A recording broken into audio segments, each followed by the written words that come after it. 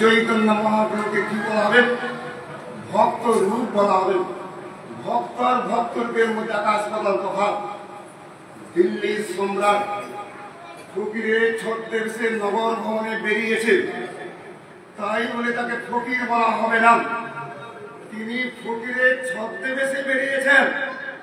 ভক্ত রূপ কাকে বলা হবে?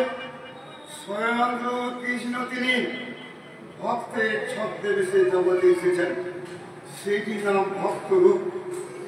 নিত্যানন্দ প্রভুকে তাহলে কি বলা হবে? নিত্যানন্দ প্রভুকে বলা হচ্ছে ভক্ত স্বরূপ। ভক্ত স্বরূপ কাকে বলা হয়? কৃষ্ণের দ্বিতীয় দেহের নাম হচ্ছে বলরাম প্রভু। কি বলা হচ্ছে? স্বয়ং ভগবান কৃষ্ণের বৈভব বিলাস। বৈভব কাকে বলা হয়? বর্ণমাত্র ভেদ, অষ্টমাত্র ভেদ, সেদিকে বলা হচ্ছে। সেই জন্য নিত্যানন্দ প্রভুকে চৈতন্য মহাপ্রভুর দ্বিতীয় দেহ বলা হয়। চৈতন্য মহাপ্রভুর স্বরূপকালেকে স্বয়ং নিত্যানন্দ প্রভু শক্তিমান করত। নিত্যানন্দ প্রভুর পায়ের মধ্যে তুলসী দেওয়া যাবে, চরণে পারব না। তাহলে অদ্বৈতাচার্য প্রভুকে তাহলে কি বলা হবে? তাকে ভক্ত অবতার বলা হয়। ভক্ত অবতার, ভক্ত কিন্তু একই নয়। ভক্ত অবতার কাকে বলা হয়? স্বয়ং ভগবান কৃষ্ণের দ্বিতীয় দেহ বলরাম প্রভু, সেই বলরাম প্রভুর অংশের নাম করুণায় সাই বিষ্ণু। মায়াঘেন সোতে সদাচরম, মায়ার দিকে তাকানোর সঙ্গে সঙ্গে জগৎকে আমি সৃষ্টি করলাম।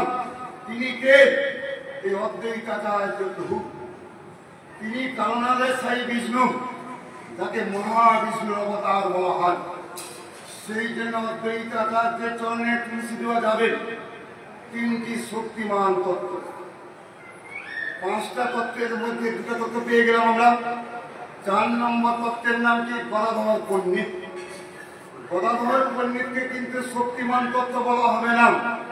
স্বয়ং শ্রীমতী রাধিকা তিনি কলিকালে কি রূপে এলেন? গদাধর পণ্ডিত রূপে এলেন। গৌড়ীয় বৈষ্ণবগণের যে ভজনটি দেখা যায়, যোগপীঠের মধ্যে কি মূর্তি দেখা যায়? যোগপীঠের মধ্যে গৌর বিষ্ণুপ্রিয়া, গৌর লক্ষ্মীপ্রিয়ার মূর্তি দেখা যায়। যেখানে গৌর বিষ্ণুপ্রিয়া লক্ষ্মী দেবীর পূজা করা হয়, সেটিকে অর্চন মার্গে। ভজন মার্গে কি থাকবে আমাদের? গৌর গদাধর, গৌর গদাধর। সেই জন্য গৌর বিষ্ণুপ্রিয়া অপেক্ষাও গৌর গদাধরের ভজন শ্রেষ্ঠ বলা হয়। সেই জন্য গৌরীয় বৈষ্ণবগণ যদি ভজন করতে চাই, গদাধর পণ্ডিতকে আশ্রয় করতে হয়। গদায়ের গৌরাঙ্গ, গৌরাঙ্গের গদায়, এইটি পাচ্ছি আমরা। সেই গদাধর পণ্ডিতকে কিন্তু ভক্ত বলা হবে না। তিনি কে? অন্তরঙ্গা শক্তি, স্বয়ং ভগবান কৃষ্ণের হলাদিনী শক্তি।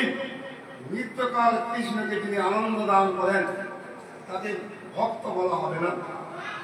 ভক্ত শিবাসাদী গৌর ভক্তবৃন্দ। 4টি তত্ত্ব তো হয়ে গেল। শিবাস পণ্ডিতের, গদাধর পণ্ডিতের পায়ে তুলসী দেওয়া যাবে না, তার বক্ষস্থলে তুলসী দিতে হয়। শিবাসাদী গৌর ভক্তবৃন্দ, এগুলোকে বলা হচ্ছে শুদ্ধ ভক্ত। 5টি তত্ত্বের কথা পাওয়া যায়।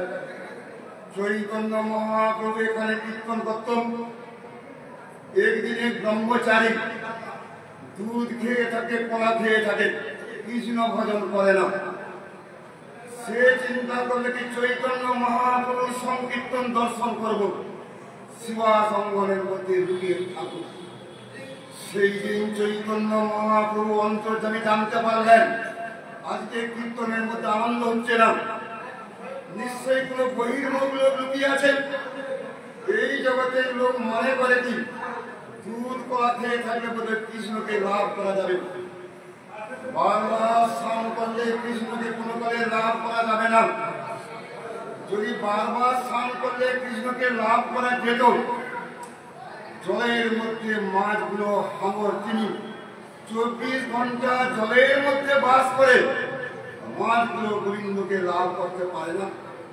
बिना प्रेम से नहीं मिले नंदलाला সেই নন্দলালাকে কি লাভ করতে চাও? बिना प्रेम से लाभ হবে না। दूध पीने से वो बुरी मिले तो दूध बस वाला যদি আমরা মনে করি যে দুধ খেয়ে থাকবো আমরা, গরুর বাচ্চাগুলো দুধ খেয়ে আছে। গরুর বাচ্চাগুলো ভগবানকে কোনো কালে লাভ করেননি। ভজন সাধন বাদ দিয়ে ভগবানকে লাভ হয় না। बिना प्रेम से नहीं मिले नंदलाला फल खाने तो हरि मिले तो बहुत বাদুর বন্ধরাই।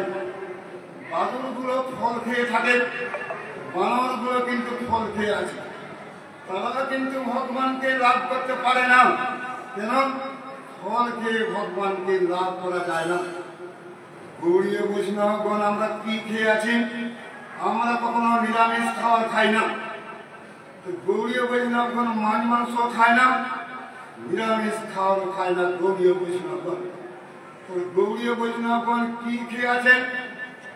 চৈতন্য মহাপ্রভুর মহাপ্রসাদ। সেই মহাপ্রসাদকে কখনো নিরামিষ খাদ্য বলা হবে না। এই জন্য শিবাস অঙ্গনের মধ্যে এই কাহিনী পাওয়া যায়। এক সময় কীর্তন করতে করতে তার ছেলে মারা গেল, বাচ্চা ছেলে, একমাত্র ছেলে মারা গেল। ঘরের মধ্যে কান্নার রোল। শিবাসের গিরির নাম ছিল মালিনী। ঘরের মধ্যে যখন কান্নার রোল শুনে হচ্ছে, শিবাস ঘরের মধ্যে প্রবেশ করল। কান্না বন্ধ করো। কান্না যদি বন্ধ না করো, চৈতন্য মহাপ্রভুর কীর্তনের মধ্যে ভঙ্গ হয়, কীর্তনে যদি হানি হয়, আমি তাহলে গঙ্গায় গিয়ে ঝাঁপ দিয়ে মারা যাবো। আমি এই কথা নিষ্ঠান করি।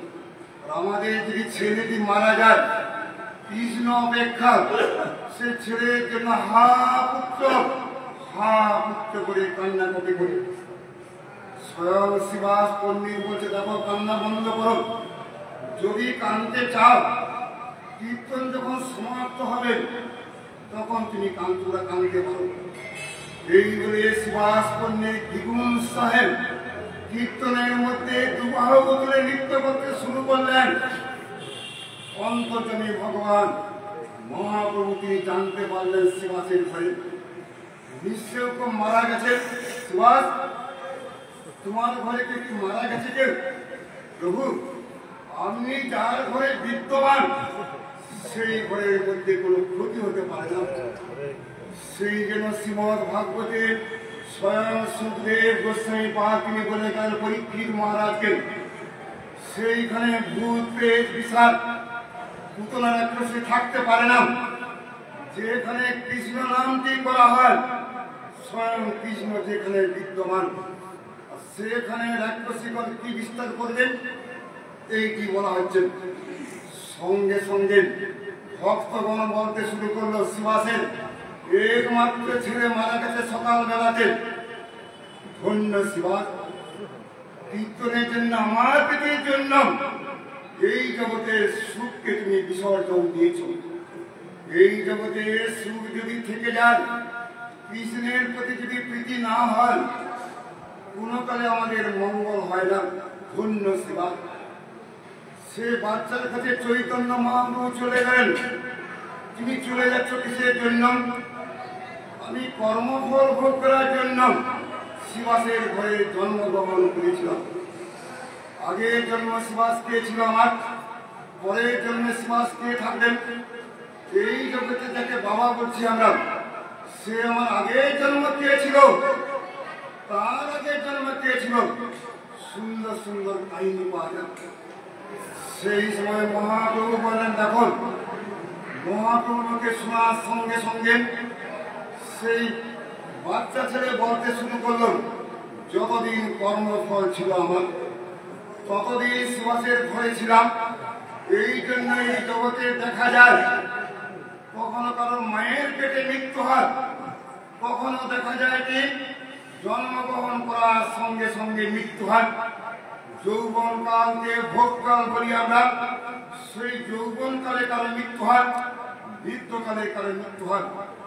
যে কোনো মুহূর্তে মৃত্যু হতে পারে আমাদের। হরিভজনটা সার বস্তু। সেই সুভাষ অঙ্গনের মধ্যে কাহিনীটি হয়েছিল। একজন দাসী ছিল সুভাষের বাড়িতে, তার নাম ছিল দক্ষী। ছোটবেলাতে মা মারা গিয়েছিল, ছোটবেলাতে বাবা মারা গেছে। যে ছোটবেলাতে বাবা মাকে হারায় তার মতো দুঃখী ব্যক্তি জগতে কে আছে? তার নাম রেখেছে দক্ষী।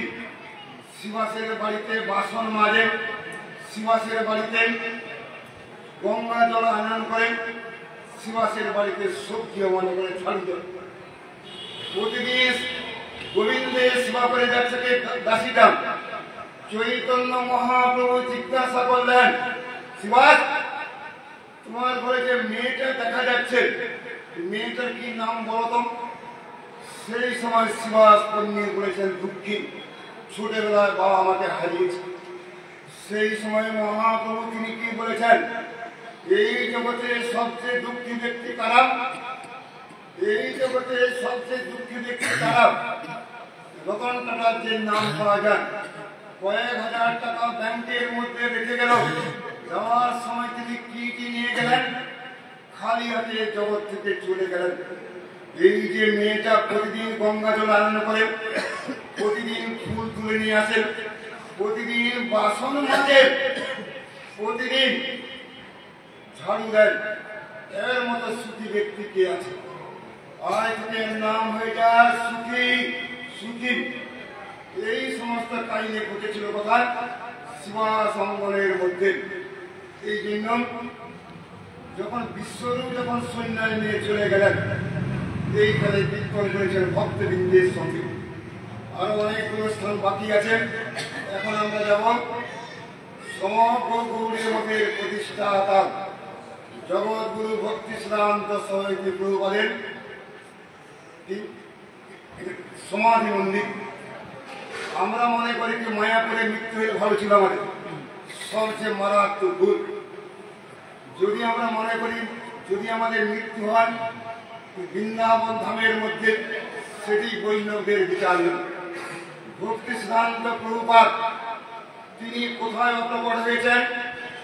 বাগবাজার মঠ কলকাতার মধ্যে। কলকাতাকে কি বলে? কলিস্থান বলা হয়। তো গুরুদেব গৌরকিশোর দাস বাবাজি মহারাজ শিষ্যকে বলেন, খবরদার কলিস্থানে যাবে না। তিনি প্রথম গেলেন কলকাতাতে। তিনি কি গুরুর আদেশ অমান্য করলেন? বাহ্যিক দৃষ্টিতে মনে হচ্ছে কি গুরুর আদেশ না মেনে কলকাতা চলে গেলেন। তিনি কলকাতা কেন গিয়েছেন? কলকাতা বাস করার জন্য না, কলিকে দমন করার জন্য। যদি কলিকে দমন করতে পারি, সারা বিশ্বে আমি নাম প্রচার করতে পারব। কলকাতা হচ্ছে কলি স্থান। সেই কলিকে যদি আমি দমন করতে পারি, সমগ্র ভারত থেকে সারা বিশ্বে চৈতন্য মহাপ্রভুর নাম আমি সহজে প্রচার করতে পারব।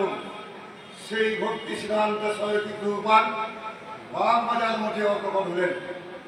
চৈতন্য মঠে ভক্তিবিলাস তীর্থ মহারাজ বলে কি কেউলাতলা শ্মশানের ওনার দেহকে দাহ করা হবে। সেই সময় প্রতিবাদ করেছিলেন কেশব গোস্বামী মহারাজ। তিনি গুরুপাদ পদ্মম সন্ন্যাসীকে দাহ করতে নেন। বিরাট ট্রেনকে, সম্পূর্ণ ট্রেনকে ভাড়া করে বাগবাজার মঠ থেকে নিয়ে এসেছেন। বাগবাজার মঠ থেকে নিয়ে এসে এইখানে সমাধিগ্রস্ত করেছিলেন, যেখানে আমরা যাব।